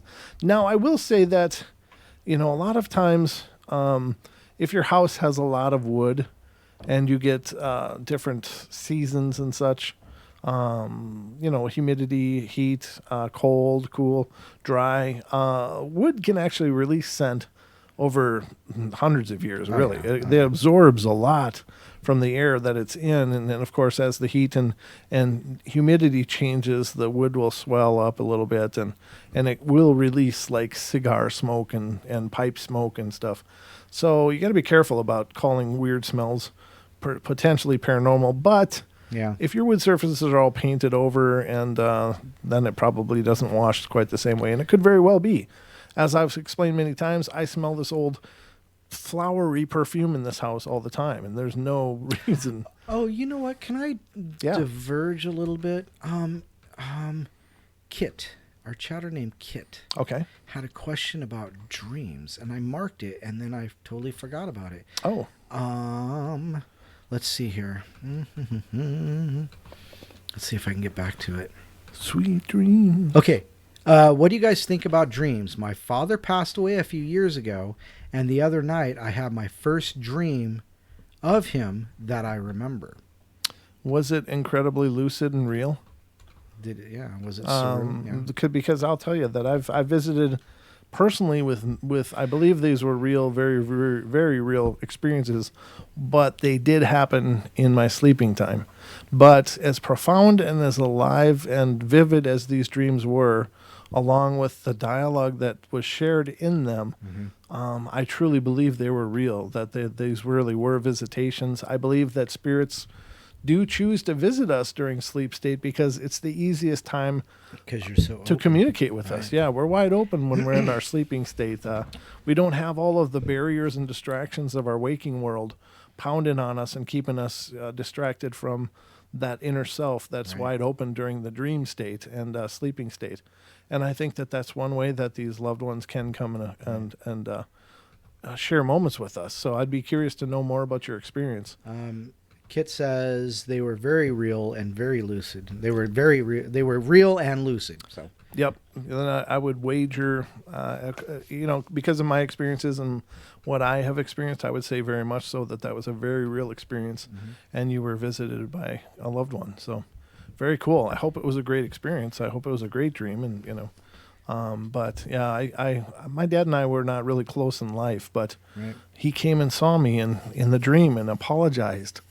And I apologized to him for not being the best son that I could have been. And it was this warm, loving, wonderful, cathartic moment of hugging and just releasing years and years of I don't know if I would say anger, but just disappointment, and then finally it was like we just started over then. And I feel closer to him now than I did, in the end of his life. Right. It was just really neat. So I believe in those experiences wholeheartedly, and I'm really thrilled that you had that. I believe in them completely. Yeah. So congratulations, and I hope yours was a beautiful experience as well. So Mr. Sasquatch Chronicles popped in and says, has anyone have a dream that came true? And this is what I have to say for you, sir. We're making it happen right now. Ooh, Don goes all philosophical. There you go. Dreams that came true, though. I think I have. I don't know if they were really premonition or not, but I think I have. I can't remember a specific example, but it sounds. I don't know how to explain it, but it's like I've had a lot of weird dreams through the years. I had a dream when I was young. I was like 14 years old, and I had the feeling of this, I don't know, this one's kind of dark and it's kind of weird and creepy, but I had the dream of like the Hat Man coming. It looked like the Hat Man. Right. And it looked terrible. It was terribly scary. And the next morning I used to work at a bait shop and I sold, fishing bait and stuff. And I had to get down there really early in the morning, but I woke up just panicked and sweating because it was just terrifying. And I just knew that he was coming. He was coming was what I got in this dream.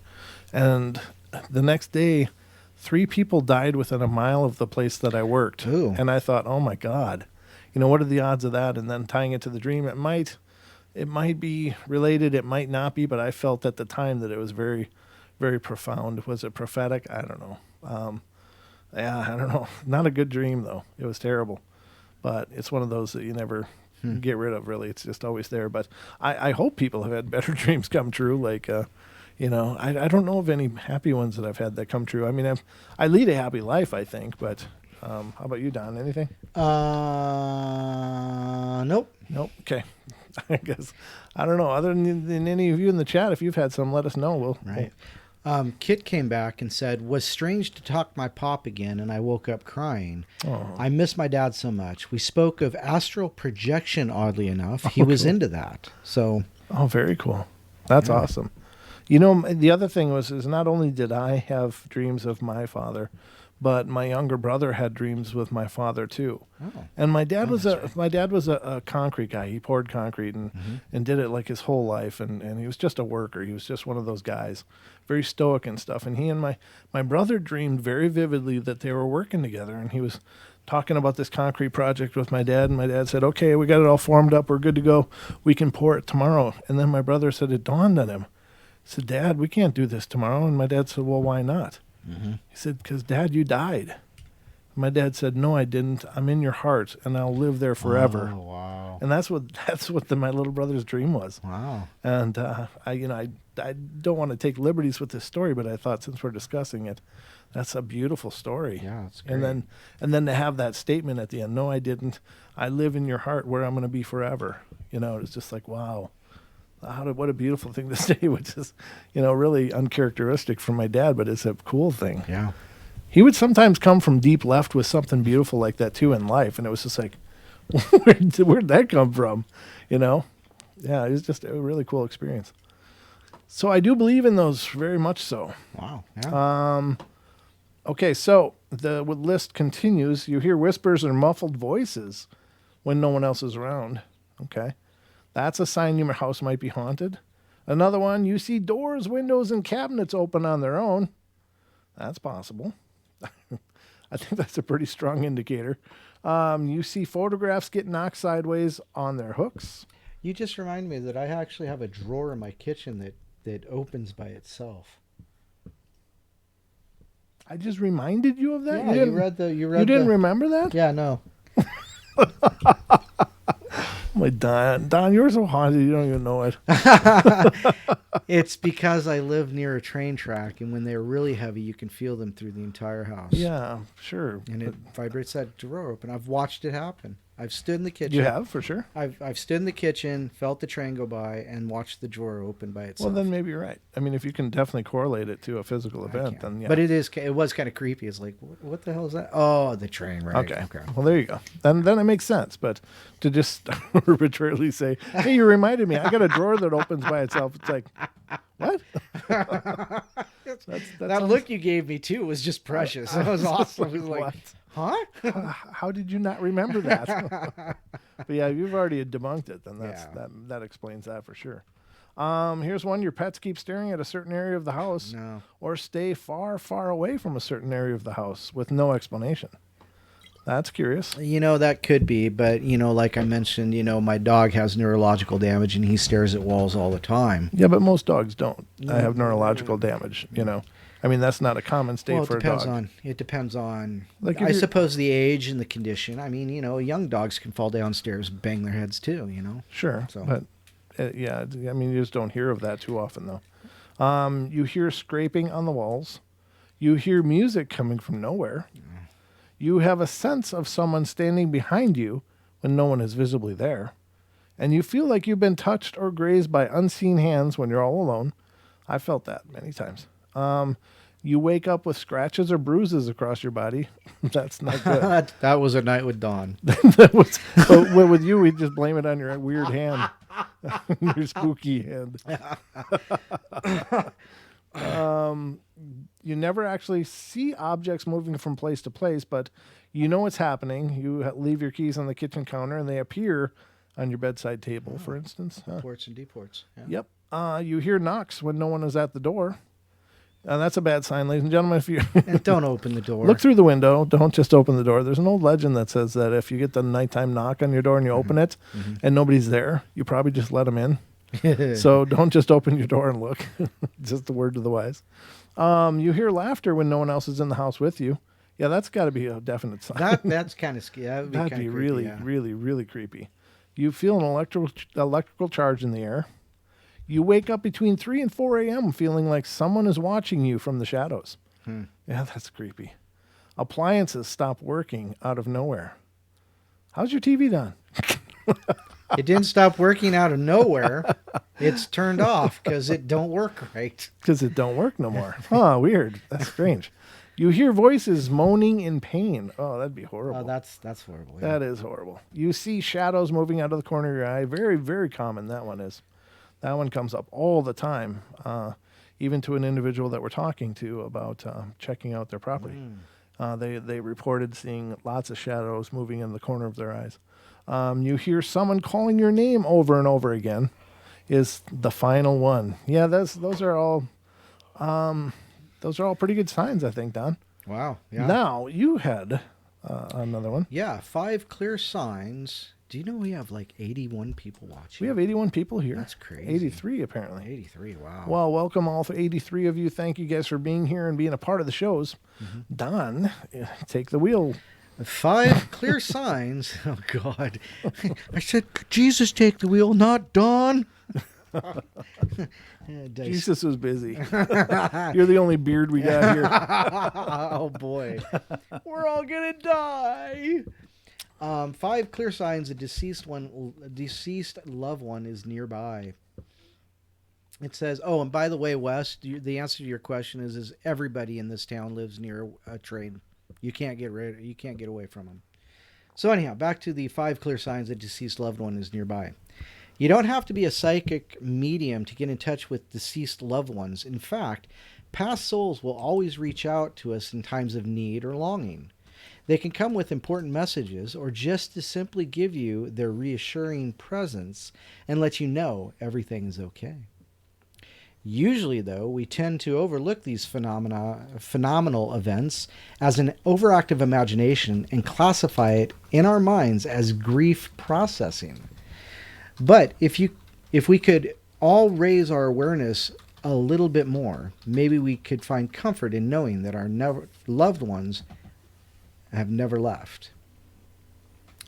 They appear in your dreams. A vivid dream of a deceased loved one is classified as a lucid dream or vision. This is because of the potency of the dream. Quite often, these are so intense that they wake you up in the middle of the night filled with emotion. You may even be consciously aware of the fact that you're dreaming and not realize it. Number 4, you feel their touch. What? Wes said, how close does Don live to the train tracks? Yeah, that's why I said that. Everybody lives close to the train tracks.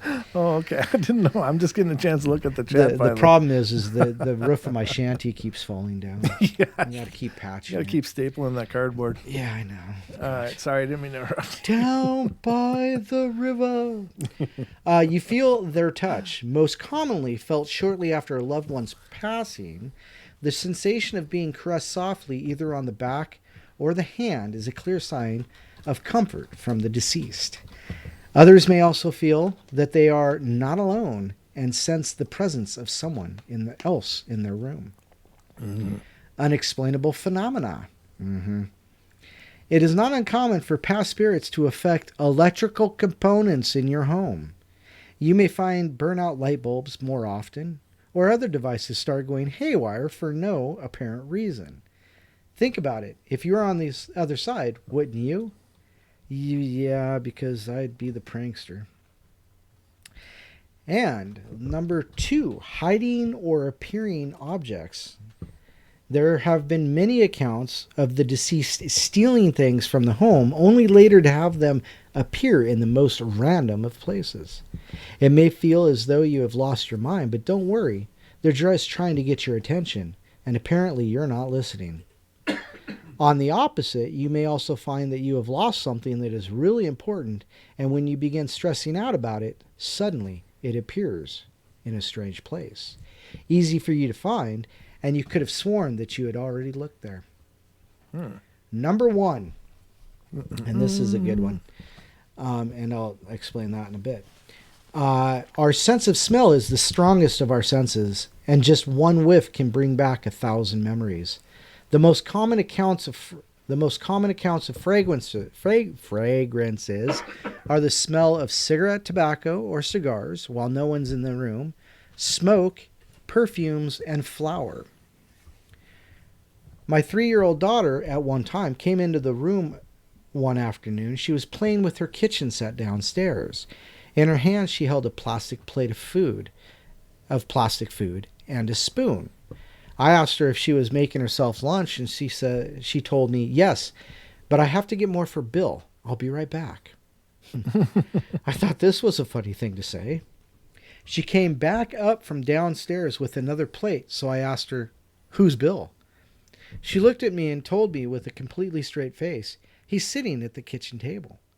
My mind quickly raced to try to figure out what she was talking about until I realized Bill was our old neighbor. He was in his early 90s the last time I saw, and Bill passed away 2 years ago. Ooh. She would have been 1 year old at the time of his death. So there you go, 5 signs. Now, it's interesting, and I always love it, and I always love bringing this up. Especially when we're talking about smells and things like that, is the scent of beauty. Okay. Estrella's story. Oh, yeah. Now, that was one really moving story that was submitted. Oh, that was like one of the very first ones, wasn't it? No, it was great. I mean, it was. You were part of the show by then. No, it was. As a matter of fact, it was like 2 or 3 weeks before I started. Oh, okay. Yeah. But But yeah, that was a tough great. one. It was I mean, it's a beautiful story. Oh, yeah, absolutely. It was a beautiful, Yeah. beautiful story. But just one of those where a listener had written in talking about his wife had unfortunately committed suicide, and he told the tale in an email, and it was the hardest thing I've ever read on the show. I just was bawling like a baby, and I'm not ashamed of that. I think it was, but the beauty of the whole thing is the family that they've forged in the wake of that, and how they still honor so many of the traditions that they shared when she was alive, and that's. I just think they've really conquered something that was horribly tragic, and while they still, of course, carry the scars from that, they've replaced so much pain with so much beauty, and I'm just so thrilled to know them. They're just amazing people. So, but yeah, it was just tough one. That's Estrella show. Yeah. That was the show I dedicated to the little daughter, Estrella. That's right. Yep. Oh yeah, that's the tough part about doing these things. Is there's so much pain that comes with a lot of this. Right. That it is what it is. But what an honor it was to receive that story and to share it on the show. Yep. Even though it's incredibly hard to read. I mean, it was just horrible, but in a good way. Yes. It's the hard part is when I well up with tears and stuff, my throat just collapses. It's like. And I can tell you exactly where to go look in TFR to find that story. It's a great story. But you'd have to be a member to see it now. So if you want. Oh, that's true. Yeah. But You'd have to be a member. But I think we did it on our YouTube show, didn't we? We played the highlights of the 100th episode. No, no, we didn't do the 100th episode because the 100th episode was TFR only because we hadn't started streaming yet. But we did replay it. You didn't read it live; you replayed it. Yeah, that's what I mean. Yeah, we replayed I don't remember which one that was. It was a celebration show of some kind, though. I remember it was kind of a looking back, kind of like the Brady Bunch looking back at all the highlights and stuff. Yeah. Kind of like what we did on the Parathon, but we didn't cover that story on there. No, yeah. Yeah, but yeah, it was a cool journey. It's been a cool journey doing this show. It's really been incredible. There are a lot of things I wasn't prepared for. Right. A lot of things that I couldn't have known ahead of time. But we've managed to grow and develop the show into something that I'm extraordinarily proud of today. But it's been a hell of a journey. Right. Yeah. It sure has. And, we got 85 people in here, Don. That's crazy. That's wonderful. I mean, it just shows that, people are paying attention, which is really cool because when you do a show, I mean, you're giving of yourself all the time. Right. You're giving a little bit of yourself all the time, and you hope that it resonates with people. And to see so many people coming in and watching it, I think is the biggest, most incredible validation of all. It's just like, wow, if you build it, they will come, But yeah, we've done some cool things, I think, throughout the course of doing the show. And let's see. I don't know what I have. We only got about 10 minutes left. What do I have that I can...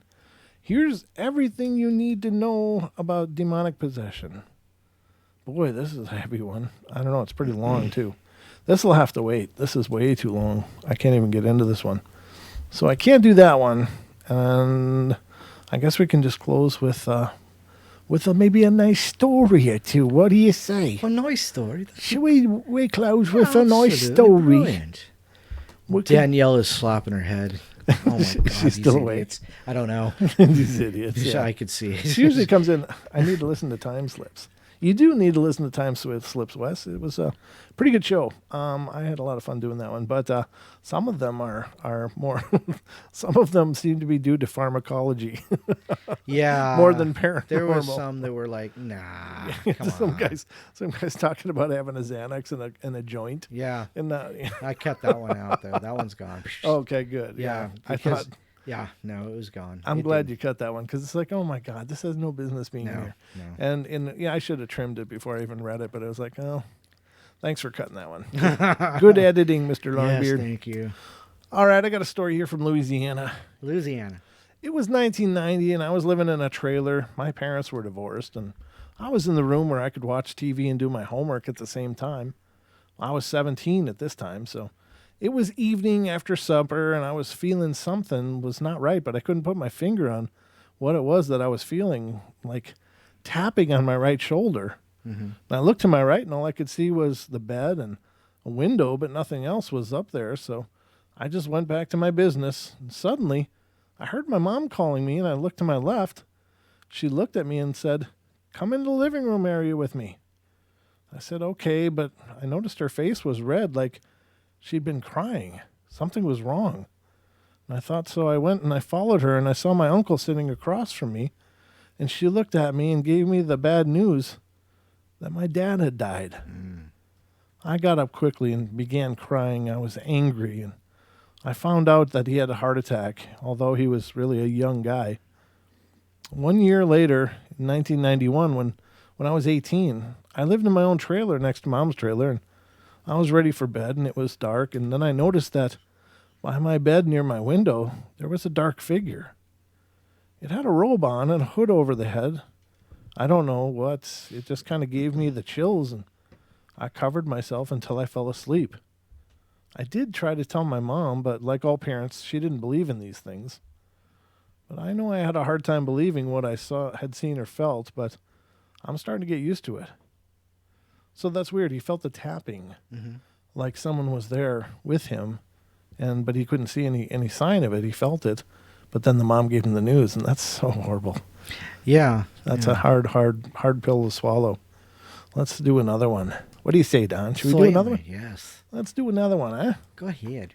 I invite you to. Quit busting my chops, huh? All right, this one's Indiana, which has been a popular state tonight here on the portal. MCAT's there. Bobby's there. And now we're there. A few days ago, today being Monday the 11th, and that day being Thursday the 9th or 8th, I had a rather queer run-in with something that I just can't seem to make sense of. Thus, I'm hoping you people might be able to provide me with some information or advice. First, I'd like to give you a very loose background regarding me as a person. All my life, at least as far back as I can remember, I've been sensitive to goings-on otherworldly or completely batty, either or. I'm always heard and felt, and even in some largely unpleasant cases, smelled and tasted entities that others don't, perhaps. Ghosts, demons, angels, fae, or whatever you might feel they should be called. I can't see them well in most cases. Usually the most I can perceive visually is a dense shadow, mist, silhouette, and various other sundry permutations thereof. Is this a lawyer writing this or what? I doubt. But there's always a sort of feeling to them, an ineffable sense of empathy toward a creature that is more or less than physical. I always get this feeling when there are living things nearby, such as people or mammals, but rarely insects or plants and the like, so it seems to me like I perceive the mind and emotions of something, but without a body attached, which would fit the profile for a ghost or something, right? But I'm not quick enough to leap to the conclusion that I'm a psychic or anything like that. Maybe very empathic or sensitive. But it's not like I could read you or your future or tell you, in most cases, extremely obscure facts about yourself. I can just tell how you're feeling and that you're near me, your gender, etc., all intuitively. So, dear reader, you can be the judge as to what that makes me. I'm sorry for the length there, but you have my gratitude for reading this far. Now let's get down to business. For a few weeks here at my grandparents' house, Indianapolis, Indiana, with a relatively large old house on the southwest side of town, my grandma and I had been hearing odd noises coming from above us at night. Now, this is naturally somewhat unnerving considering the upper rooms of the house have been completely uninhabited and indeed largely untouched for 15 or 17 years at least. We were usually able to just pass off the creakings and thumpings as though something large was walking about, shuffling, and very weird instances of a series of rolling thumps, almost like hoofbeats, as squirrels, raccoons, or something having gotten in through the damaged roof, and then get some sleep. Just to be sure, though, because those noises sounded very, very heavy sometimes, my grandpa and I went up last Wednesday during the daytime and had a thorough look around, and we found no evidence of anyone having been up there, rather than some broken cobwebs that could have been broken long ago. The carpeted floor wouldn't show footprints or tracks, unfortunately, and there weren't any other signs of recent activity otherwise. Well, I stayed up late the night after talking to my girlfriend, which is very much a common occurrence, when the noises began with gusto. After a while, I was annoyed and curious enough that I decided I'd grab a mag light and head up there. Sweet. Brave soul. And at the top of the stairs, there are 3 doors, one for each of the large rooms up there, left, right, and center. Well, first I checked the right doors. It often comes open on its own due to being warped with age, so I figured it'd be most likely for animals to invade, and I tromped in and searched all about, literally everywhere in the room, leaving no drawer unopened, and found nothing. So I closed the door tightly behind me and went across to the left and repeated the process with the same results. However, once I came out, the center door was ajar.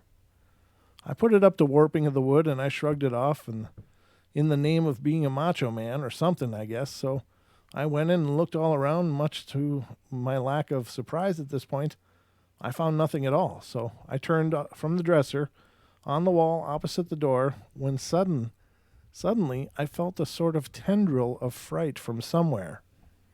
It was fear coming from something in the room, and it was so foreign and strange that it made me instantly terrified as well. I thought of those monster movies where the slimy face-sucking beast is always on the ceiling and somehow manages not to wet myself. I swung my light around and scanned the ceiling and walls and shuddered, and then the beam passed over something that immediately moved. I swung the light around and around, but couldn't find it again. The fear was the same, persisting, but I was personally bordering on panic. Then, in a horrific thump near the door, I reflexively point the light in that direction, and to my indescribable, paralyzing horror, I see something staring back, crouched near the floor. I'm working on accurately drawing the thing because I can't quite seem to describe it accurately. It had several limbs in rows along what must have been a torso, and all of them sorted like humanoid arms, mottled and pinkish in the flashlight beam. Its body was black and indistinct, like furry or shadowy despite the light, and from the very front of this mass, on a weird bent neck, something between a skinny man's and that of a vulture, sat in a vaguely humanoid large pale head. The mouth was like a long freakish fissure from nearly the base of the skull, and I assume to almost the chin of the skull. And on either side of it were these rows of humanoid eyes, all wide and seemingly dilated to see in the dark. It was as dense as the average dog or person, and it would have weighed easily 120 pounds judging by its size. Judging by the time that elapsed between when I went up and when I came down, 10 minutes at least must have passed, where this impossible thing and I stared at one another full of fear. Slowly I get a handle on myself. It hadn't moved yet, and I couldn't pick up outright hostility.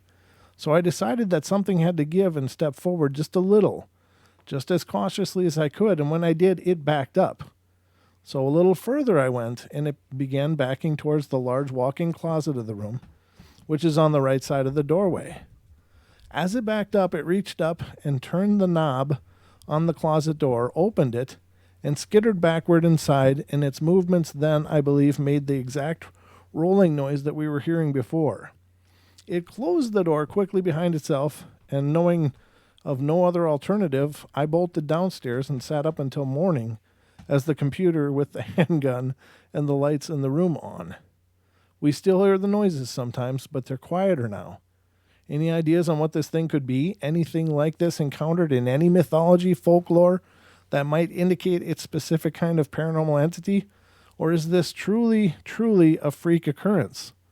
Or what should we do about it, if anything? We? Who's we? He's got a turd in his pocket? What's going on here? I would very much appreciate your feedback. While I don't think we're in danger, I'm still incredibly curious and afraid. Now, there's always been claims of inhuman entities. This is not a new claim. Right. For this person to see the actual apparition in such detail, I think is pretty unprecedented. I don't know. I can only tell you guys that these are represented as true stories. I can't say that this is a true story. It could absolutely be the fabrication of some board writer. But if it is true, I mean, that's all we can do is just assume it might be. then this, could be an indication of some of these other things that might be out there that nobody seems to put a handle on, and maybe most people would only perceive as one of those fleeting shadows or Right. a shadow creature or shadow man. I don't know. Shadow Man. I don't know. It's very strange. Whatever it is, that is an odd development for sure. Yeah, So, no doubt. but I guess we're done with the portal, ladies and gentlemen. We've made it through the night. I hope you guys have enjoyed it. I see our count has gone down to about 70 now, so apparently a lot of people know our clock. No beard lights. What is with you people? Beard lights. I It's have time. to deal with this every year. You know that, right? Ho, every ho, year. ho. Oh. Just a little bit of a long beard. So Black Tree says Dawn is Santa. I originally read it as Satan. I was like, wait, no, that's not right. No, that's not long beard ornaments. Yeah, that's a sight we should probably be able to see. I think nothing would bring Christmas cheer like the beard lights. Okay, I'll mock one up and Photoshop in a bit. Post it up there. No. All right. Well, welcome again to everybody new that happened to come aboard tonight. I hope you've enjoyed the journey. And please spread the word about the portal to anybody that you know that likes the paranormal. Maybe they will like it too. Just saying, it's possible. So I hope you...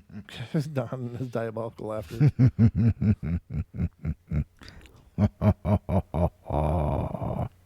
Try it again. Now I can think of his cut their heads off.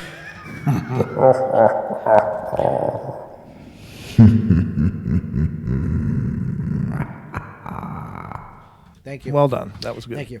Well done. He was here all night, ladies and gentlemen, in case you missed it, Mr. Don Longbeard. So anyway, thank you guys for being a part of our journey here through the Paranormal Portal. Anything in closing, Don?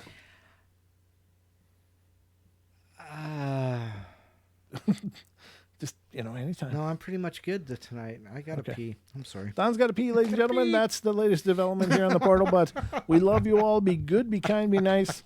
Take care of each other. Help each other out. Find the magic in every day. And remember to laugh as much as you can. Be back tomorrow night with some bedtime stories. And then remember, Friday night, Mrs. Deborah Varner will be here doing readings on the portal, 7 p.m. Pacific Standard Time, right here on our YouTube channel. So call early, hold the phone. Call early, hold the phone, because, these readings take a while. It might be on hold for a while, but it'll be worth the wait. So, good night, everybody. We love you all. Did I already do my good, kind, nice? No, go. Well, then, be good, be kind, be nice. Take care of each other. Help each other out. Find the magic in every day, and remember to laugh as much as you can. Good night, everybody. Good night.